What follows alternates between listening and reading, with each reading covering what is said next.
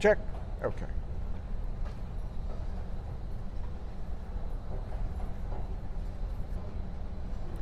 I'm with Jagan, the CEO of Fourth Dimension Technologies. We all know it as 4D, of course. We couldn't arrange to talk on at the 600th show with him live because he's a couple hours away. So we're meeting in Moynihan Train Hall in New York City. So you may hear some train announcements in the background, but that's where he and I are talking. And Jagan, welcome to Nonprofit Radio, 600th show, and thank you so much for being a sponsor. Thank you, Tony, and thank you for first having us as a sponsor. It's wonderful to be here and excellent to meet in person after almost 2 years. Yeah, it's a pleasure. It's an absolute pleasure. So, this is a chance, for you to acquaint our listeners with 4D and with IT infra in a box. So folks have been hearing me talk about the IT infra in a box, and we'll get there. But first, just acquaint us with 4D from the CEO perspective. So let me tell you, I think it's got a long history. We're close to 30 plus years old. Yeah, that's pretty long, and been in the IT infrastructure space all through. When I mean IT infra, basically we're talking about everything that involves with IT hardware, which is like compute, storage, network. I mean, the list is long. You have backup, you have disaster recovery, business continuity, you have the operating systems. You have the security aspects of it. So we pretty much cover the entire gamut of IT infrastructure. And with our 30 years of experience, I think we can claim to have fairly reasonable, good knowledge on all these pillars that we talked about. And these are all aspects of the IT infra in a box that folks can choose from. Absolutely. Yeah. So what we've done is we've actually boxed our 30 years of experience in the industry to provide affordable solutions for nonprofits.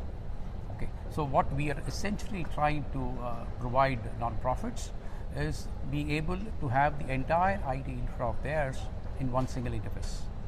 Okay, they can, of course, they have the option of picking and choosing what they want, but all of this is available as a single interface and also as a service, which means they pay for it as they use.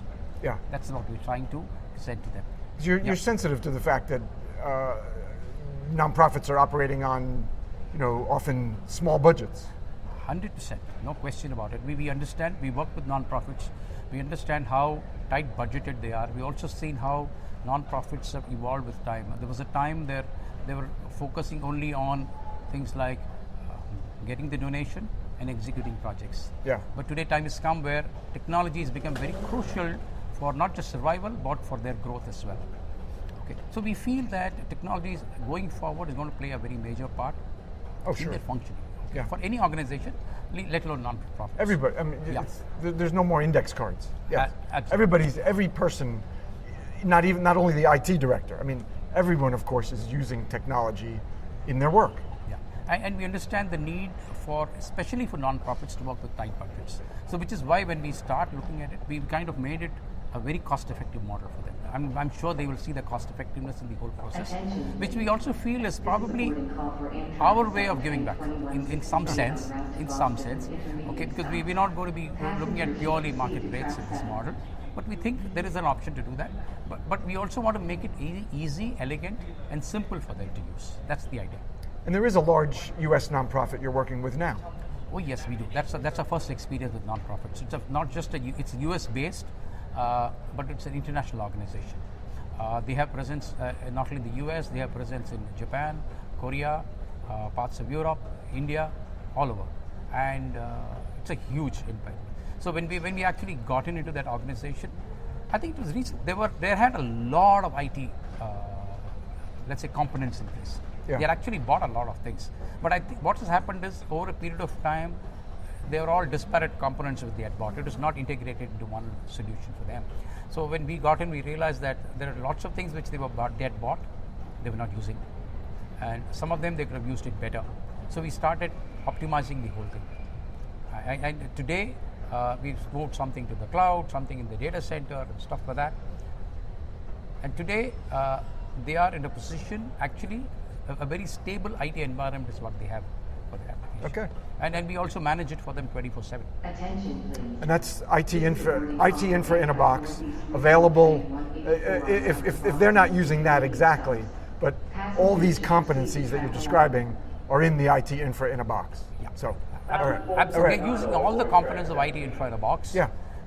We didn't start off with IT infra in a box for them. We started off with IT support for them, but I think it evolved into something where we felt that when we put it into a complete integrated component, it can really help a lot of these non-profits irrespective of their size. Okay, irrespective of size. Excellent. All right. Jagan, thank you very much. Pleasure to meet you in New York City, Moynihan Train Hall, and thank you again for your sponsorship of Nonprofit Radio. Thank you. And thank you, Tony. Thank you, Tony, for giving us this opportunity. We're really hoping that this will give us an opportunity to be of service to non-profits. That's the way we look at it from our perspective. Terrific. Thanks so much. My pleasure. Thank you. My pleasure too. Thank you.